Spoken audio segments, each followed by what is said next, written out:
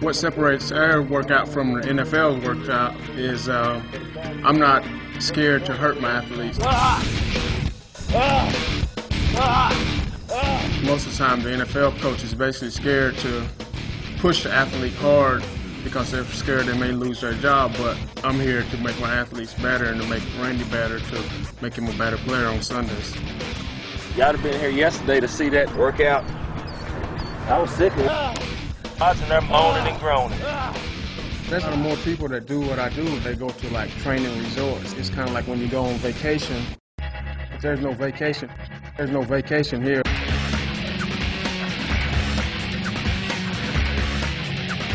It's like down and dirty.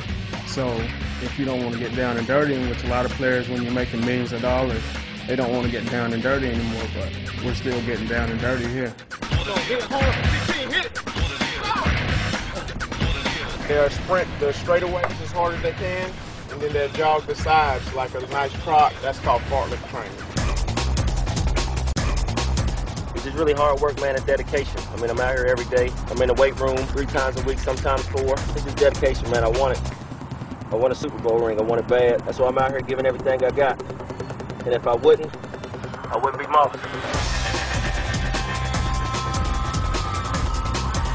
If you're not dedicated to this workout, you may last like a week or 2, but then you're going to quit. And we've had several players that's on the NFL rosters right now that came and worked out with us, and they last a week or 2 and they quit. It's a learned behavior, working hard. You either have it or you don't. And I think determination is also falls into that category. I believe that there's a strict routine, so to speak, that you have to go through if you want success ultimately at the end. And that's one thing that Randy has taught us all. You doing the whole workout today? Well, we're going to see somebody pass out. Paramedics, 911. The maker can't pass out. I bet you're going to pass out today. Not the maker. Okay. Come on, boys, let's get out now. Go! This might sound mean, but I like to see people hurt. You know, I like to see people bent over. I like people, you know, going to drink that water. Because I do the same. So, you know, I like to see people hurt. Not hurt to where you're going to the hospital as far as, you know, pushing yourself hard, that type of hurt. An athlete is kind of like a car. Some cars come with a governor on it, and you get up to maybe 110 miles an hour and it just shuts off. Some athletes, they like to put governors on themselves at, you know, at 80%, but I like to try and break the governor so to get them to where they can go up to 90 and 100 and 110 miles an hour. Coach Martin he's a different kind of coach. He's one of those coaches that, you know, when you get tired, you see to get tired, you're going to go harder. And a lot of coaches sort of take it easy on their guys. They want to make sure that the guys are going to be healthy for the next day and have some energy to go the next day. But Coach Martin wants to get everything out of you that day, and then when you come out the next day, he's going to add a little more.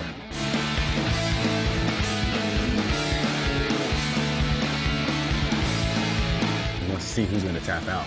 That's his favorite thing. He says that, who's going to tap out today? And everybody thinks in their mind, like, oh, I'm not going to tap out. I'll get through this workout. But as you start getting through it, and you're midway through, and you're like, oh, I got another half of this workout to go, and then you start to question yourself whether you are going to tap out. Everybody thinks there's some great method and some magic potion you can take, but it's all about hard work and getting up working hard every single day.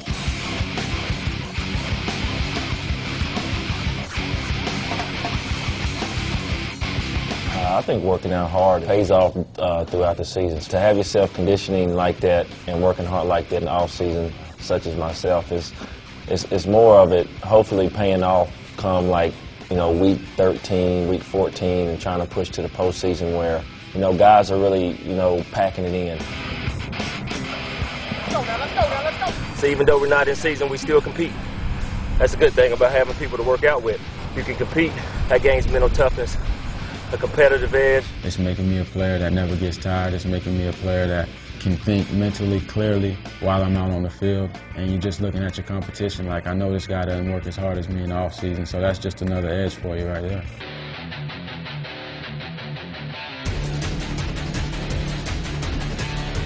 To have great feet as an athlete, that's very important. The 90s, the 80s, and the 70s you saw us running, that's sprint work. You're going to have your speed work. Now this is running. running and cutting. A lot of people don't work their ankles in the off season. They try to run a mile or two to keep the endurance. We've been working this for the last couple months, so we should be all right today. You got to be able to cut as an athlete. That was just another way to be competitive doing the drills.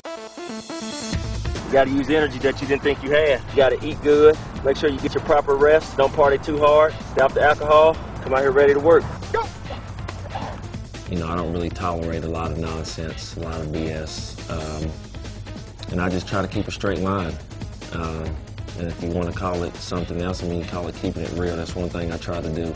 That's just me, and that's the way I've been raised. You know, I've really tried to mold myself into being, you know, where I'm at today.